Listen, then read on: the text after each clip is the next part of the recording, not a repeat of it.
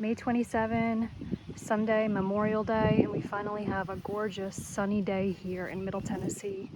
This spring has been very, very, very wet, very atypical, which has been a problem for growing stuff and building stuff. But I realized I have not done any updates on the orchard, so I'm going to go through and show you what's going on. So I think it was 2 Novembers ago on Thanksgiving Day I planted these trees, and the idea here is to create a living wall as you enter the orchard, and I finally have the bottom branches trained to start growing on this trellis. You can see here, oh man, there's so many cicadas everywhere, forgive the wind, but later this summer I will train another level. But one thing I've learned very much the hard way is when the branches are tender, you have to take a lot of care when you're bending them or they will snap. And I did that.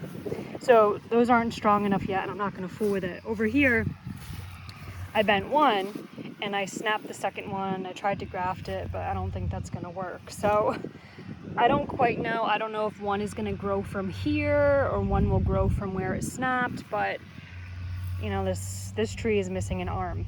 So here's our arbor. We've got some peonies. This is actually a hardy kiwi. This is the male one. And then on the other side is the female. I put in this chicken wire I'm trying to take out. I thought that it would be good for the kiwis, and it really just was good for grass, which is not good, of course. This has to be weeded, but if you remember last year I put in this bottom, and look at all the thyme. The thyme has just really, really spread out. These were rocks I got from the farm, put weed mat and sand, and then these little pebbles. And the thyme, it's been very wet, so it's not terribly happy, but it's spreading. Okay, so got apples. Here we've got some blueberries. And I'm not going to walk over there and show you today because I don't need to show you all the blueberries. But see where the blue hedges are over there? I've read that it's best to do blueberries now in raised beds because they're very particular about their soil and pH. And when you do raised beds, you can control it better. Now these I had in the ground before. Blueberries like a lot of acid, and if the pH is not right, you're not going to get berries. So here, these are pretty young plants, a lot of foliage, which is good. Where you see the bright green foliage, that's a good sign. That means new growth. And you can see here some really nice berries coming on. Berries need to cross-pollinate, like most of the fruits in here. So these are all different varieties. In the south, we do rabbit eye blueberries. Okay, one of the things I'm most proud of is I have 5 apple trees with baby apples. This here's my honeycrisp. Look at that. And fruit trees usually take 2, 3, 4 years and a lot of time and attention and spraying and feeding and pruning before you'll get any fruit. So I'm very, very happy. It's still a ways before they will be ready to eat, but I'm hoping that I can keep them alive. These are my Chambourcin grapes, Chambourcin maybe. I got these from AA Orchard in New York. I planted them last spring. For the first 2 years, you're supposed to take the grapes off. And I did on the other 2, and I may take it off on this one. The idea is you take the fruit off, and then it puts the energy back in the roots. But I don't know, I kind of want to see them grow. These are baby grapes. And I've got these bamboo trellises to get the vines up to the top wire, and I forget what trellis system this is, but there's I can't remember the name of it, but it's a certain type of trellis system I read about. Here we've got an Arkansas black, baby apples. This is one of the few trees in the orchard that I bought potted.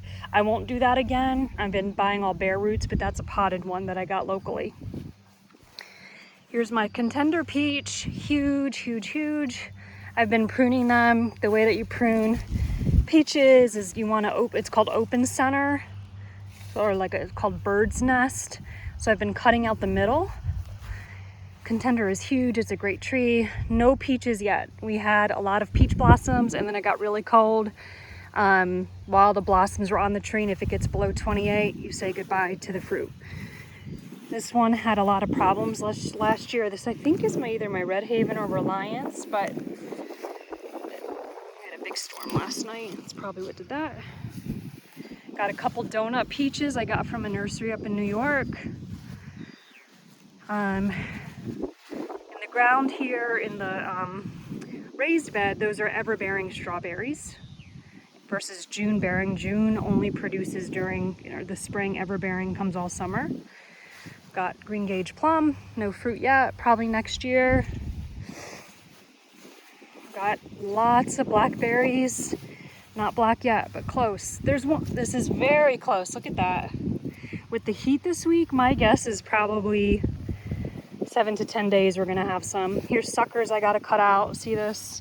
You wanna cut that out so it doesn't take nutrition away from the rest of the plant. Those are just suckers from the roots that have no fruit. Here's a black raspberry, and we go into the raspberries. I still have to trellis these guys. I keep hitting them with the lawnmower by accident, but it's just how it goes. Okay, so we're leaving the peach area. More apples. Here's my crimson crisp, another one that's producing. Look at these babies. I got cedar apple rust. There's so many cedar trees on this farm. It's mostly a cosmetic issue. I have to keep on a pretty diligent spray routine, but it's been hard to spray with all the rain.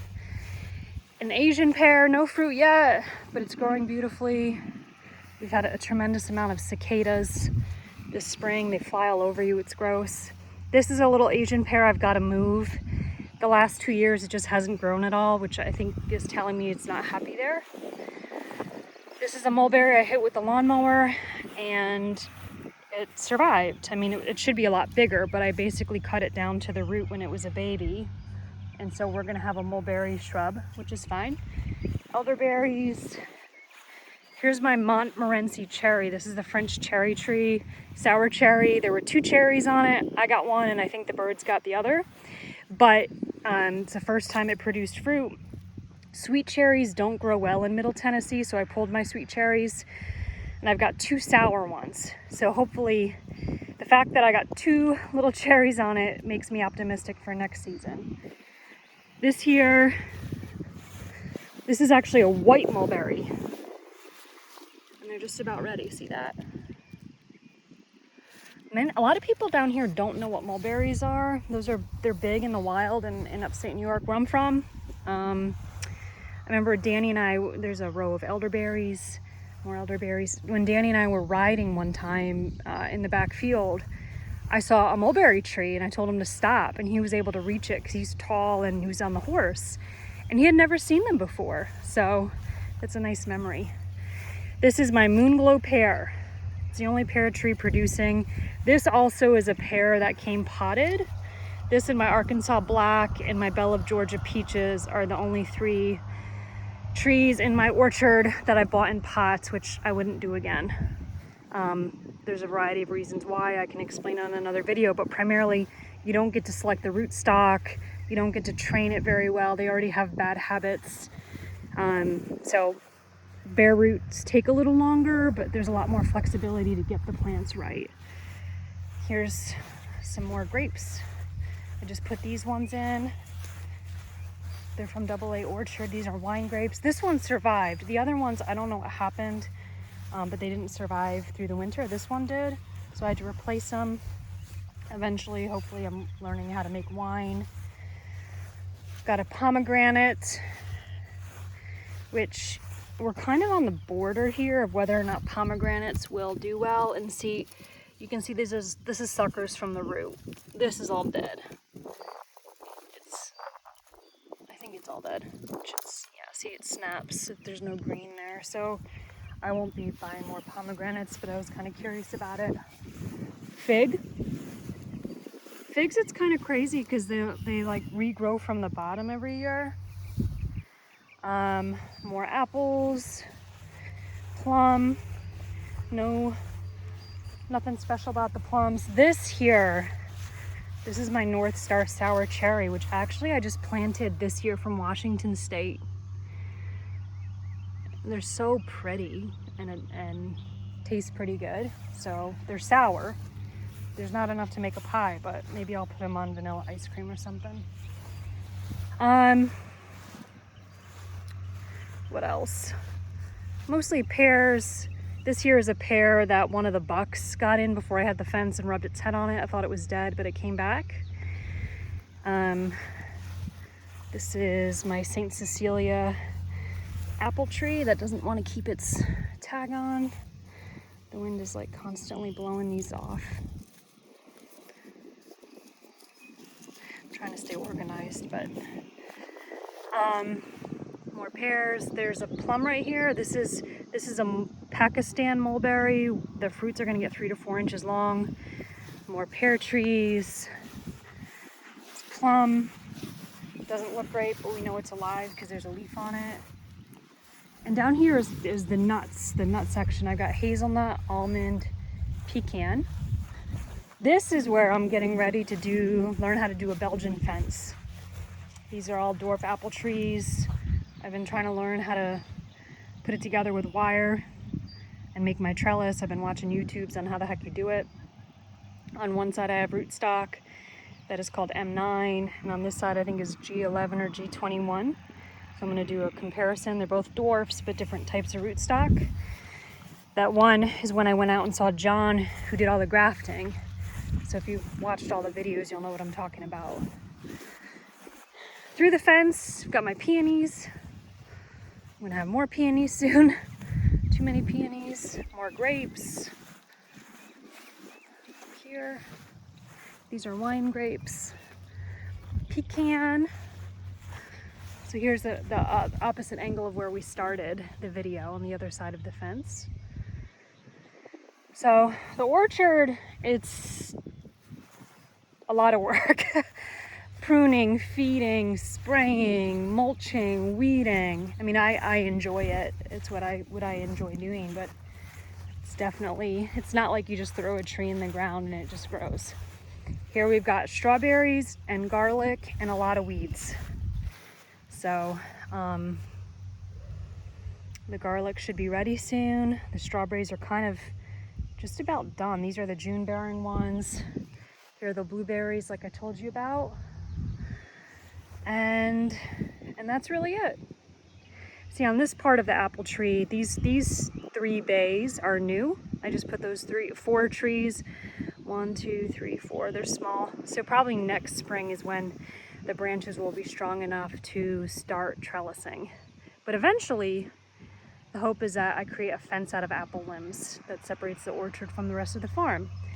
Peonies are grown on the outside of the fence because deer don't fool with them. So my perennials that deer don't fool with are out there. And then in here, I've got everything that deer like to eat. Up in the garden, I've got my veggies and roses. Despite the thorns, deer love roses. And then I'll just show you this quick. I've got more blackberries.